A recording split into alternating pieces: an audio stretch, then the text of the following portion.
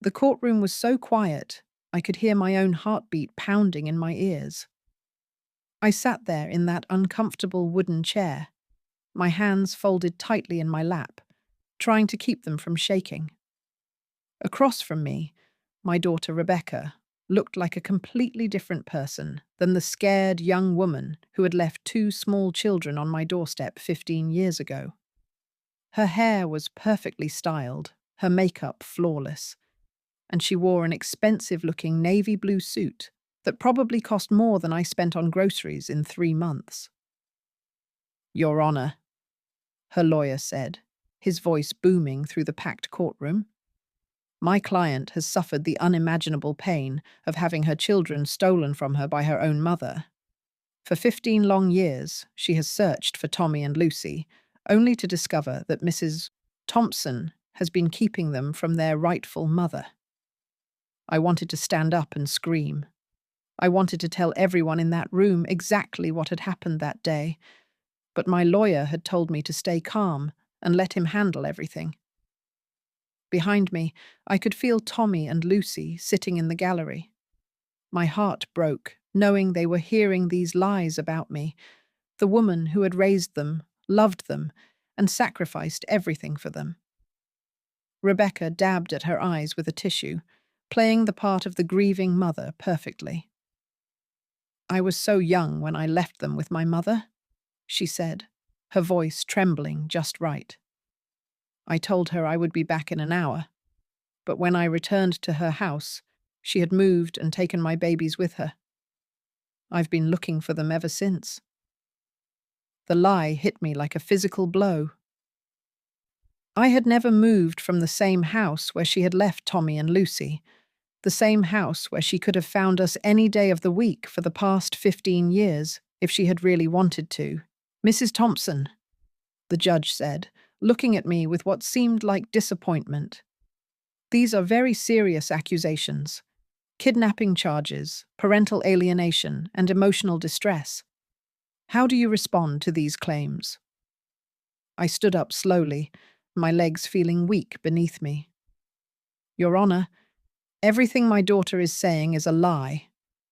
Rebecca's lawyer jumped up immediately. "Objection! Mrs. Thompson is clearly trying to deflect from her criminal behavior." "Sustained," the judge said. "Mrs. Thompson, please stick to the facts." I looked back at Tommy and Lucy. Tommy's face was pale, his jaw clenched tight. Lucy had tears streaming down her cheeks. These were my babies, the children I had raised from the ages of 8 and 6. They had called me Mom for years before I gently corrected them to call me Grandma. They had no memory of their real mother because she had been absent from their lives for so long. "Your Honor," Rebecca continued, "I have witnesses who will testify that my mother has always been controlling and manipulative. She never approved of my lifestyle choices and saw an opportunity to take my children when I was going through a difficult time in my life." Her lawyer presented document after document, painting me as some kind of monster who had stolen children and hidden them away. They had photos of Tommy and Lucy at school events, at graduations, at birthday parties. All events where Rebecca could have been present if she had truly been looking for them.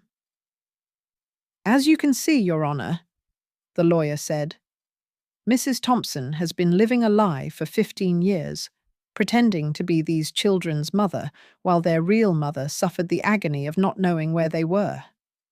I felt sick to my stomach. The judge was nodding along with everything they were saying. My own lawyer seemed overwhelmed by their presentation. This couldn't be happening. After everything I had done, all the sacrifices I had made, was I really going to lose Tommy and Lucy to the woman who had abandoned them? "Mrs. Thompson," the judge said, "do you have any evidence to support your version of events? Any documentation that proves your daughter willingly left these children in your care?" My hand moved instinctively to my purse. Inside was an envelope I had kept hidden for 15 years. An envelope that contained the truth about what really happened that day. But opening it would mean revealing secrets that would hurt Tommy and Lucy in ways I had spent their entire lives trying to protect them from. I started to speak, then stopped. Could I really do this to them? Could I destroy their image of their mother, even if that mother was trying to destroy me? Rebecca was crying harder now, really putting on a show. Please, Your Honor, I just want my children back. I've missed so much of their lives already. I can't lose any more time with them. The judge's expression was softening. I could see he was buying every word of her performance. In a few minutes, he was going to rule in her favor, and Tommy and Lucy would be forced to go with a woman they didn't even remember. A woman who had never sent them a birthday card or a Christmas present in 15 years. I thought about all the nights I had stayed up with them when they were sick. All the school plays and soccer games and piano recitals.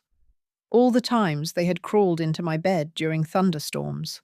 All the homework sessions and heart-to-heart talks and scraped knees I had kissed better.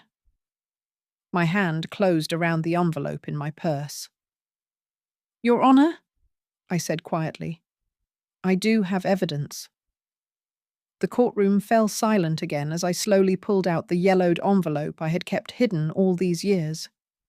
Rebecca's face went white when she saw it. She knew exactly what it was. The judge leaned forward as I approached the bench. When I handed him the envelope and he looked inside, his entire expression changed. His eyes widened. And he looked from the documents to Rebecca, then back to the papers again. Mrs. Thompson, he said, his voice barely above a whisper. Do they know about this? I looked back at Tommy and Lucy one more time, knowing that my next words would change their lives forever. Not yet. 15 years earlier, I was in my kitchen making chocolate chip cookies when I heard the familiar sound of Rebecca's old Honda pulling into my driveway. The engine made that rattling noise it had been making for months, and I wondered again why she never got it fixed. Through the window, I watched her get out of the car, moving quickly and looking over her shoulder like she was being followed. Something was wrong. I could tell just by the way she walked to my front door, her shoulders hunched and her steps hurried. When she knocked, it wasn't her usual cheerful tap, tap, tap. It was urgent, almost frantic. I opened the door to find Rebecca standing there with Tommy and Lucy beside her, each carrying a large duffel bag that seemed way too big for whatever they might need for a short visit. Tommy was 8 then, all serious brown eyes and messy hair that never wanted to stay combed. Lucy was 6, still small enough that her backpack looked enormous on her tiny frame. Mum, Rebecca said, not quite meeting my eyes.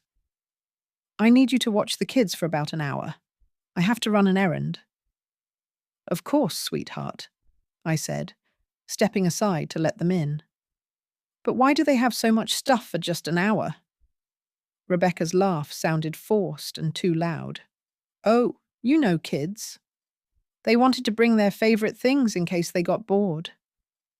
Tommy and Lucy ran straight to my living room, dropping their bags and immediately heading for the toy box I kept just for their visits. They seemed excited to be there, chattering about wanting to play with the wooden train set and asking if I had any of those animal crackers they liked. But Rebecca stayed by the door, shifting her weight from foot to foot and checking her phone every few seconds. Her hands were shaking slightly, and I noticed she kept glancing out the window toward the street. Rebecca, honey, are you okay? I asked, moving closer to her. You seem nervous about something. I'm fine, Mom. Just in a hurry. She kissed Tommy and Lucy quickly on their heads. Be good for Grandma, okay? I'll be back soon. Can we make cookies with Grandma? Lucy asked, bouncing on her toes. Sure, baby. Make all the cookies you want. Rebecca's voice cracked slightly on the last word. I walked her to the door, that uneasy feeling in my stomach growing stronger. Rebecca, what kind of errand takes you away on a Saturday afternoon? And why couldn't the children come with you? She paused with her hand on the doorknob, and for just a moment, I saw something in her eyes that looked almost like panic. It's just adult stuff, Mom. Boring paperwork things. They're better off here with you. Will you be back for dinner? I was planning to make that spaghetti Tommy likes. Yeah, probably. Maybe. I'm not sure how long this will take. She opened the door and stepped outside, then turned back to me. Mum, thank you for everything. You've always been there for us. The way she said it made my chest tight with worry. It sounded less like gratitude and more like goodbye. Rebecca, wait. I followed her onto the porch. Talk to me. What's really going on? But she was already hurrying to her car, calling back over her shoulder. I'll call you later, okay? Love you. I stood on my porch watching her drive away, that rattling engine getting quieter and quieter until I couldn't hear it anymore. Something about the whole interaction felt wrong, but I couldn't put my finger on what exactly it was. Back inside, Tommy and Lucy had already dumped out half the toy box and were building an elaborate castle with blocks. They seemed completely unbothered by their mother's strange behavior, which made me wonder if this kind of rushed, nervous energy was normal for Rebecca lately. Grandma, Lucy said, holding up a wooden horse. Can this horse live in the castle with the princess? Of course it can, sweetheart. Princesses need horses to go on adventures. We spent the afternoon baking cookies and playing games. Tommy helped me measure ingredients, while Lucy stood on a chair next to me, stirring the bowl with intense concentration. They were such good kids, always eager to help and quick to laugh at my silly jokes. As evening approached, I started glancing at the clock more frequently. Rebecca had said an hour, and it had been nearly 4. I tried calling her phone, but it went straight to voicemail. Hi, you've reached Rebecca. Leave a message and I'll get back to you. Rebecca, it's Mom. Just wondering when you'll be back. The kids are fine, but it's getting late. Call me. Tommy noticed me checking my phone. Is Mommy coming back soon? I want to show her the castle we built. I'm sure she'll be here any minute, honey. But as the hours passed and my calls continued going to voicemail, that knot in my stomach grew tighter. I made dinner for the 3 of us, telling Tommy and Lucy that their mum must have gotten held up with her errand. They accepted this explanation easily, more interested in their spaghetti than in their mother's absence. By bedtime, I had called Rebecca's phone 8 times. Each call went straight to voicemail, and she hadn't returned any of my messages. Where's Mommy? Lucy asked as I tucked her into the guest bed. She said she'd be back. Sometimes grown-up errands take longer than expected, I said, smoothing her hair back from her forehead. She'll probably be here in the morning. But even as I said the words, I didn't believe them. Something in Rebecca's behavior that afternoon, the way she'd looked at the children, the way she'd thanked me. It all felt like she had been saying goodbye. I lay awake that night, listening for the sound of her car in the driveway, but it never came. The first week was the hardest. Every morning, Tommy and Lucy would ask when their mommy was coming back, and I would tell them she was still taking care of her important business. I kept calling Rebecca's phone, but after the 3rd day, even the voicemail stopped working. The number had been disconnected. I contacted the police on day 5. Officer Martinez was kind, but not very helpful. Ma'am, your daughter is an adult. Adults are allowed to go where they want, when they want. Unless there's evidence of foul play. But she left her children with me. She said she'd be back in an hour. Did she say anything about being in danger? Any threats against her? I thought back to that afternoon, to Rebecca's nervous energy and the way she kept looking over her shoulder. She seemed scared of something, but I don't know what. We can file a missing person report, but honestly, most of these cases resolve themselves. People come back when they're ready. But Rebecca didn't come back. Days turned into weeks, and weeks turned into months. I enrolled Tommy and Lucy in the local elementary school, telling the office that their mother was travelling for work and I was their temporary guardian. The school secretary, Mrs. Chen, was understanding and helped me get the paperwork sorted out. Tommy adapted to the routine quickly.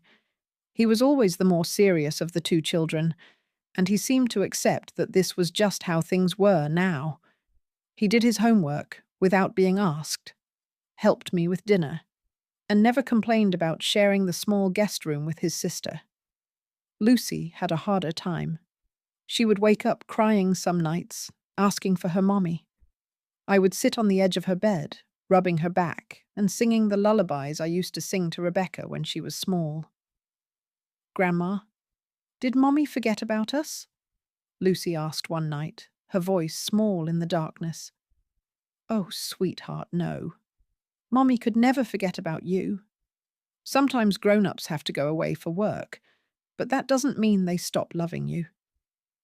I hated lying to her, but what else could I say? That her mother had abandoned them? That I had no idea where Rebecca was, or if she was even alive? 3 months after Rebecca disappeared, I received a phone call that made my heart stop. "Mrs. Thompson, this is Rebecca." "Rebecca? Oh my God, where are you? Are you okay? The children have been asking about you every day." There was a long pause. "How are they? How are they?" "Rebecca, they're confused and scared. They don't understand why you left. Where have you been?" I can't explain right now. Are they healthy? Are they doing okay in school?" "Yes, they're fine. But Rebecca, you need to come home. They need their mother." Another pause. "I can't come back right now, Mom. I need you to keep taking care of them." "What do you mean you can't come back?" "Rebecca, these are your children." "I know that." Her voice cracked. "I know they're my children. But I can't. I'm not ready to be their mother right now. Please, Mom. Just keep them safe for me." "Rebecca, wait." But the line went dead. I stood there holding the phone, my hands shaking. She was alive, but she wasn't coming back. At least not yet. That phone call changed everything for me. I realized I couldn't keep telling Tommy and Lucy that their mother would be back soon. I had to make a real life for them, a stable life. I went to family court and filed for temporary guardianship. The process was complicated, but the judge was sympathetic when I explained that their mother had left them with me indefinitely. I had to provide proof that I could support them financially, which meant picking up extra tutoring jobs in the evenings after my regular teaching job ended. Some nights, I would fall asleep at the kitchen table grading papers, only to wake up with a blanket draped over my shoulders. Tommy had started covering me up when he found me there. "You work too hard, Grandma," he said one morning, his 8-year-old face serious with concern. "I work just hard enough to take care of my favorite people," I told him, ruffling his hair. Rebecca called 3 more times over the next 2 years. Each conversation was brief and painful. She would ask how the children were doing, but she never asked to speak to them directly. She never gave me a phone number where I could reach her, or an address where I could send pictures or school reports. "Are you in trouble, Rebecca? Do you need help?" I asked during the 3rd call. "I'm getting help, Mom. I'm trying to get better. But I can't be around Tommy and Lucy right now. It's not safe for them." "What do you mean it's not safe?" I made some bad choices. Got involved with some bad people. The kids are better off with you." That was the last time I heard from her for 5 years. During those years, Tommy and Lucy grew up. They stopped asking about their mother every day, though I could see the questions in their eyes sometimes. Tommy became the man of the house, helping me with repairs and looking out for his little sister. Lucy blossomed into a bright, artistic child who filled our house with drawings and songs. I attended every parent-teacher conference, every school play, every soccer game. I was there when Tommy got his first A in math and when Lucy lost her first tooth. I was the one who taught them to ride bikes and helped them with their science projects. They started calling me Mom sometimes, which broke my heart and filled it at the same time. I would gently correct them. I'm Grandma, sweetheart. But part of me loved hearing it, because the truth was, I had become their mother in every way that mattered. The knock on my door came on a Tuesday morning in March. I was making breakfast for Tommy and Lucy, who were now 23 and 21, both home for spring break from college. Tommy was studying engineering at the State University, and Lucy was majoring in art therapy at a school 2 hours away. They had grown into such wonderful young adults, and I was so proud of the people they had become. When I opened the door, I didn't recognize the woman standing there at first. She was polished and put together in a way that seemed almost artificial. Her blonde hair was perfectly styled, her makeup flawless, and she wore an expensive-looking coat that probably cost more than I spent on groceries in 6 months. Then she smiled, and I saw Rebecca in that smile. "Hello, Mum." My coffee mug slipped from my hand and shattered on the floor. "Rebecca?" She looked past me into the house. "Are they here? Are Tommy and Lucy here?" I stepped outside and closed the door behind me, my heart pounding. "Rebecca, where have you been? It's been 15 years. I know how long it's been." Her voice was different now, harder somehow. "I've been getting my life together. I'm clean now, Mom. I have a good job, a nice apartment. I'm ready to be their mother." Ready to be their mother? I couldn't keep the anger out of my voice. "Rebecca, they don't even remember you. You left them when they were babies." "I didn't leave them. I left them with you for what was supposed to be an hour." The lie hit me like a slap. "An hour? Rebecca, you've been gone for 15 years. You called me a few times in the beginning and then nothing. Nothing for over a decade." She pulled out her phone and showed me a business card on the screen. "This is my lawyer, Harrison Wells. He specializes in family law, and he says I have a very strong case for getting my children back." "Your children?" I felt dizzy. "Rebecca, I raised them. I've been their mother for 15 years. You've been their grandmother. I'm their mother, and I want them back." The front door opened behind me, and Tommy stepped out. He was tall now, taller than me, with kind eyes and his father's strong jaw. He looked at Rebecca with confusion. "Grandma, is everything okay? I heard voices and—" He stopped, studying Rebecca's face. "Do I know you?" Rebecca's composure cracked for just a moment. "Tommy? Oh my God, you're so big. You're a man now." Tommy looked between us, clearly confused. "I'm sorry. Do we know each other?" "Tommy," I said quietly, "this is your mother." The colour drained from his face. Lucy appeared in the doorway behind him, and when she saw the three of us standing there, she knew immediately what was happening. "Mum?" Lucy whispered. Rebecca started crying then, but something about her tears felt calculated. "My babies. Look how beautiful you both are. I've missed you so much." Tommy stepped protectively in front of Lucy. "Where have you been?" "I was sick, honey. Very sick. But I'm better now. And I want us to be a family again." A family. Lucy's voice was shaky. We are a family. Grandma is our family. Rebecca's lawyer arrived that afternoon. Harrison Wells was exactly what I expected. Expensive suit, cold eyes, and a briefcase full of legal documents. He sat in my living room, the same living room where I had helped Tommy and Lucy with homework for years, and explained how they were going to take my children away from me. Mrs. Thompson, he said, his voice smooth and professional. My client has been searching for her children for 15 years. She's prepared to file kidnapping charges if necessary. Kidnapping charges? I couldn't believe what I was hearing. I didn't kidnap anyone. Rebecca left them here. According to my client, she left them here for 1 hour. When she returned, you had moved and taken the children with you. That's not true. I never moved. I've lived in this house for 30 years.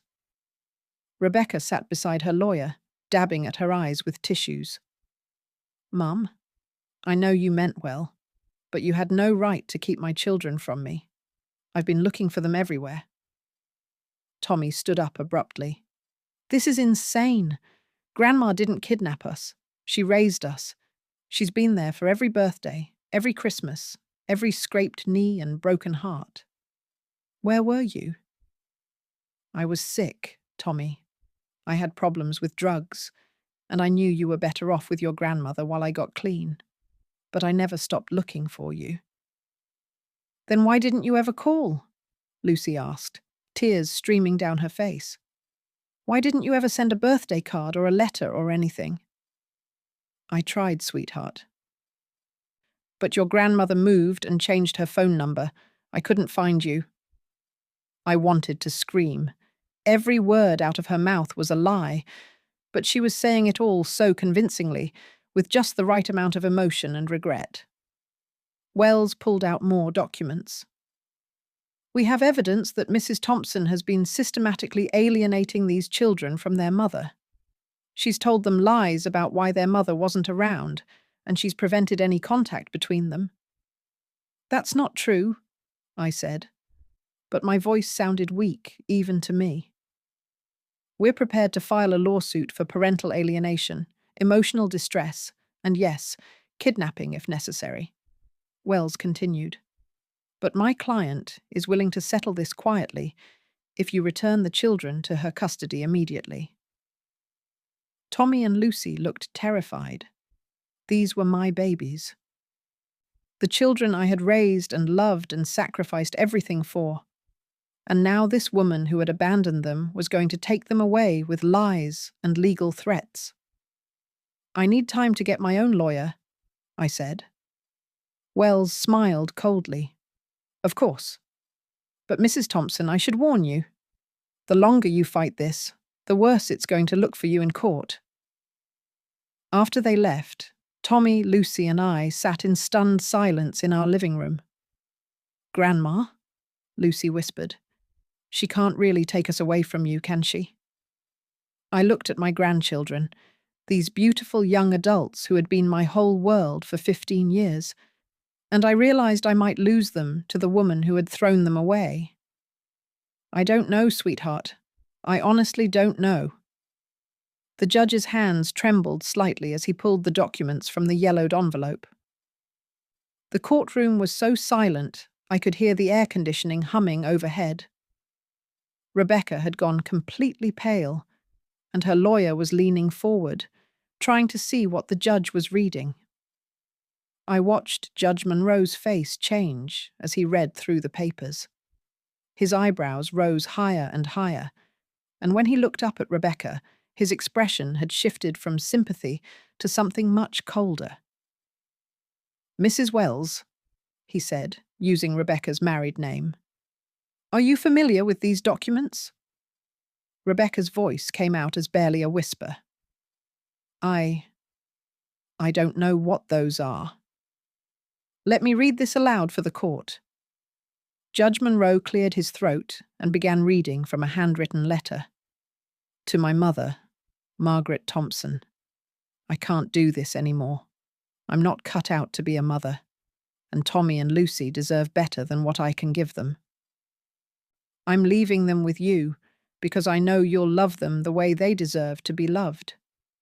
Please don't try to find me. I need to figure out my life, and I can't do that with children depending on me. Tell them I love them, but don't tell them the truth about why I left. Let them think it was for work or something. I don't want them to know their mother is a failure. Signed, Rebecca Thompson, March 15th, 2009. The date hit me like a punch to the stomach. March 15th was 3 days after Rebecca had left Tommy and Lucy with me. She had written this letter and then disappeared completely.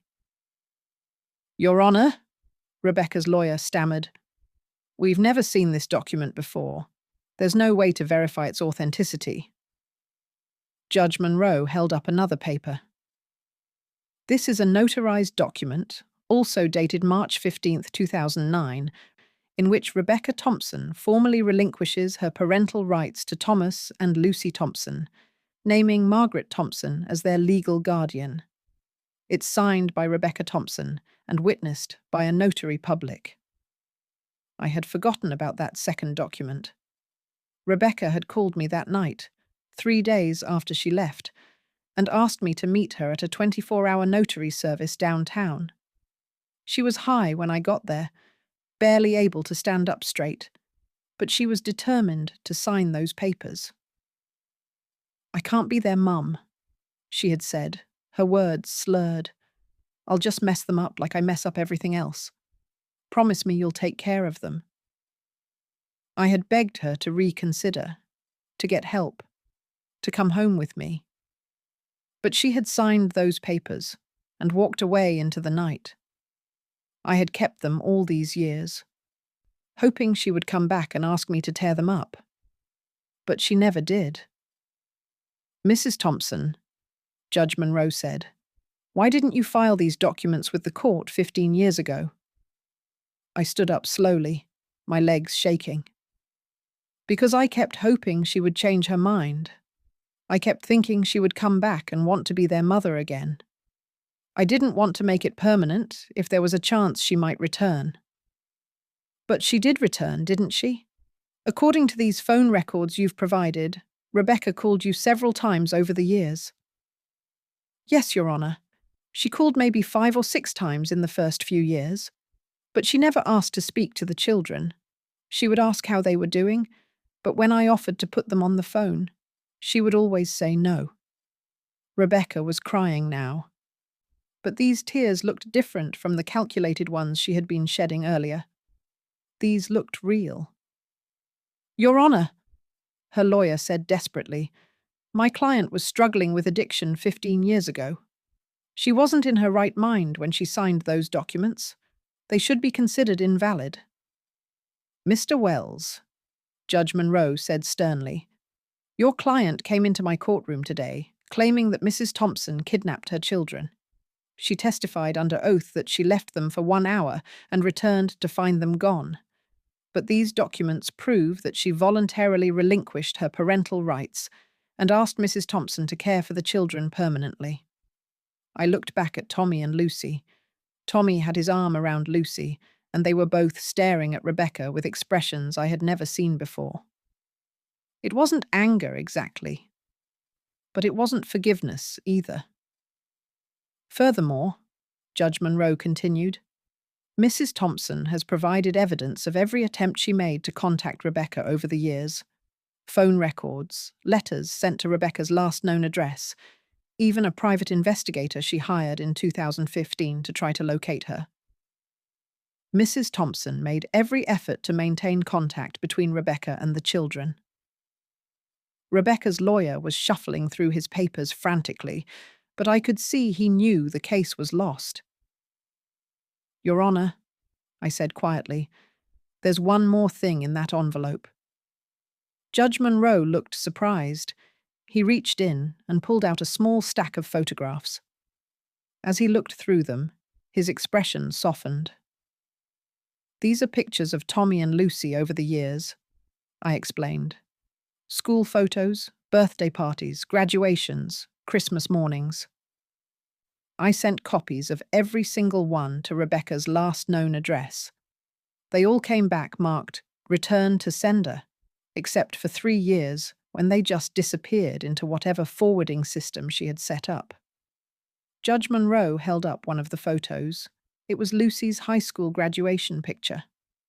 On the back, in my handwriting, it said, "Lucy graduated valedictorian. She's studying art therapy now.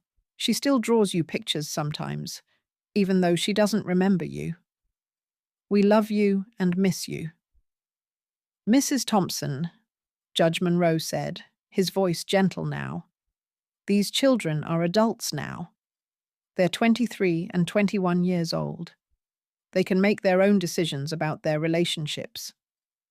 He turned to Tommy and Lucy. "Do you have anything you'd like to say?" Tommy stood up, his voice steady and strong. "Your Honor, Margaret Thompson is our mother in every way that matters. She's the one who raised us, loved us, and sacrificed for us. We're grateful to know the truth about what happened, but it doesn't change anything. We choose to stay with the woman who chose us first." Lucy nodded, wiping tears from her eyes. "We forgive you," she said to Rebecca, "but Grandma is our family." Judge Monroe closed the envelope and looked directly at Rebecca. "Mrs. Wells, I'm dismissing all charges against Mrs. Thompson. Furthermore, I'm ordering you to pay her legal fees and court costs. You've wasted this court's time with false accusations." As we walked out of the courtroom together, Tommy and Lucy on either side of me, I finally felt like I could breathe again. The truth was finally out, and my family was safe.